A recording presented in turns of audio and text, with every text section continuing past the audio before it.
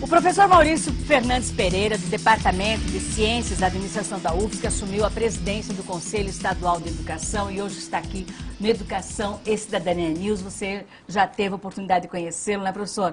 Que bom que o senhor está aqui, que bom que um administrador entrou para o Conselho Estadual de Educação. O senhor acha que pode fazer a diferença? Será um pouco, muita ousadia de minha parte falar isso, mas espero que contribua, que eu tenha uma contribuição efetiva para o Conselho Estadual de Educação. Esse é meu desafio. Pois é, professor, e para as pessoas que não sabem, né, porque a gente ouve tanto, né, o Conselho Estadual de Educação determina isso, faz aquilo, mas na verdade poucas pessoas sabem quais são as reais atribuições do Conselho, né? O que o senhor poderia nos dizer? Bem, eu posso resumir as reais atribuições do Conselho em 4 palavras. O Conselho tem o papel de regular a educação do Estado, e tem o papel de normatizar. Então, todas as normas, as resoluções, no que tange ao Estado de Santa Catarina, esse é o papel do Conselho, né? Fazer as legislações, as regulamentações. E também tem um papel importante, que é um papel de assessoria e consultoria, vamos assim dizer, à Secretaria Estadual de Educação, porque nós somos vinculados à Secretaria Estadual de Educação, como um órgão independente, mas vinculado. Então tem esse papel de assessoria. Na verdade, a gente tem que fazer um trabalho em conjunto. Esse vai ser o meu grande desafio, trabalhar em conjunto com a Secretaria Estadual de Educação e com as Secretarias Municipais de Educação. Porque a gente está falando de educação, a gente não pode separar, né, a atribuição de um, a atribuição de outro. Na verdade, há um bem comum muito maior, que é a educação pela qualidade. E esse é o nosso desafio. Então, deixa eu lhe fazer uma pergunta, né? Vamos dizer assim, que apesar do empenho de uns, negligências de outros, e do boca a boca, né, não só no Estado, mas no Brasil, de que a nossa educação é boa, entre aspas, o que, na sua opinião, ainda precisaria ser melhorado para enfim, um melhor rendimento das nossas escolas, dos nossos educadores? Certo. Primeiro, assim, é importante dizer também para a nossa autoestima, como eu disse anteriormente, que a gente está bem, o Estado de Santa Catarina está bem. Tá. Hoje, em qualquer ranking, nós estamos bem posicionados. Ponto. Comparado a quem? Comparado ao Brasil. Agora, comparado à educação internacional, todos sabemos que nós temos que avançar e muito. Agora, o que precisamos fazer? Diversas coisas. Melhorar as escolas, melhorar e dar um status ao professor, como um órgão. O professor é uma entidade. Exato. É uma entidade, ele tem que ser muito bem valorizado. Em que sentido? Salário, condições de trabalho, enfim, ele tem que ser tratado como uma pessoa diferenciada. Por quê? Porque o papel dele é formar, ensinar o cidadão para o mundo. Então, parece assim que não se compreende que o professor, o investimento que ele faz, o professor tem aquelas 4 horas, ou sei lá quantas horas de aula, mas proporcional àquele número de aulas que ele tem por trás disso aí outro número de horas de trabalho para preparar aquelas aulas, né? Eu diria não só preparar, eu também sou professor, nós temos que preparar a aula, depois nós temos que estar em sala de aula, nós temos que corrigir a atividade do aluno, porque não adianta eu não corrigir a atividade sem dar o retorno para o aluno. Como é que eu vou dizer para o aluno que ele está ou não aprendendo se eu não dou o retorno a ele? Então vamos abrir um pouco mais esse leque. Segundo o IDEB, Santa Catarina está em 5º lugar, digamos assim, entre os estados brasileiros, não é? Agora, se a gente pegar o Brasil no mundo em relação à educação, qual a posição que ele ocupa? Bem, tivemos agora essa semana a divulgação da Unesco, o Índice de Desenvolvimento da Educação, e o Brasil ficou na posição 88. Né? Não é uma posição agradável. Se nós pegarmos hoje o Brasil em termos econômicos, a gente está muito melhor do que uma posição em número de 88. Em termos de poder econômico e participação no mundo dos países. Então, 88, estamos muito mal.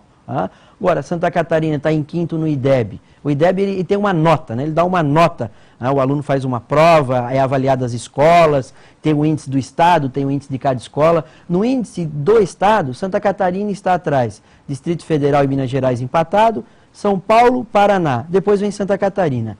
Só que qual é a nota? De 0 a 10 é 5,2 Santa Catarina. Nossa. E a maior é 5,7, que é Distrito Federal e Minas Gerais. Existe, pelos índices nacionais, que até 2020, Santa Catarina chegue a 6,5. Eu acredito que chegue antes. É muito. Eu acredito que chegue antes. É muito mas mesmo tempo. Assim, pois é, mas mesmo assim não é boa a nota. 5,5, 5,2 é muito tempo para uma evolução pequena. E temos que lembrar também que isso faz todo um sentido, né? A educação ela não é uma fábrica, não é uma linha de produção.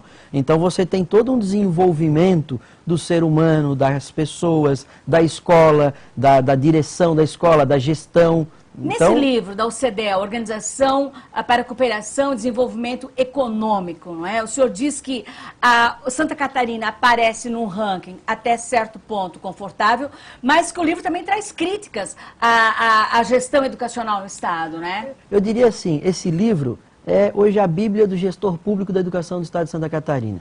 Foi feito pelo governo do Estado, totalmente independente. A OCDE é uma instituição independente, e ele faz um diagnóstico pontual da realidade. Agora, além do diagnóstico, ele faz uma série de proposições.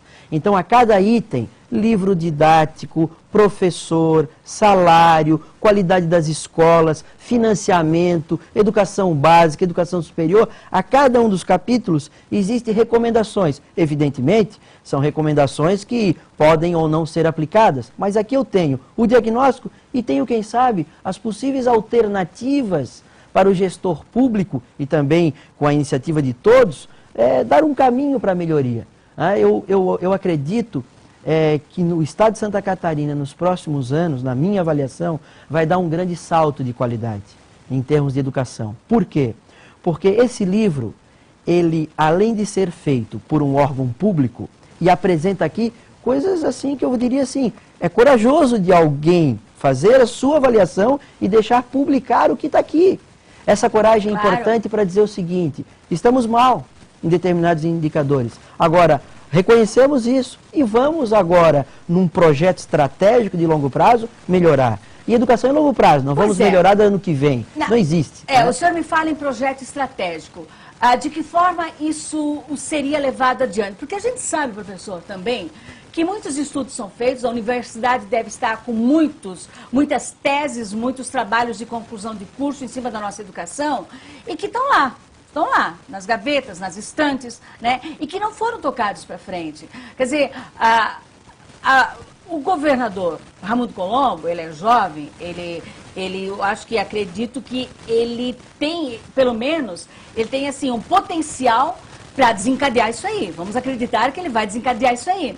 Mas como interferir, então, para que realmente essa melhoria da qualidade da educação, a melhoria dos salários dos professores, isso aconteça? Porque chega lá, na ponta, fica que nem aquela discussão do salário mínimo. Todo mundo acha um absurdo, mas entre dar 545 e 560, o trabalhador ficou com 545. O senhor me entende? Quer dizer, é uma pergunta um pouco prolixa, mas eu acho que deixa até entender alguma coisa. Mas existe uma questão muito tranquila de ser respondida, que é o seguinte, a pergunta é, você mesmo deu o nome, nosso governador Raimundo Colombo, há uma vontade política do Raimundo Colombo, do nosso governador, do secretário de Estado, do seu secretário adjunto, de todos os órgãos da secretaria? Eu hoje vejo que há uma vontade política objetiva de querer melhorar.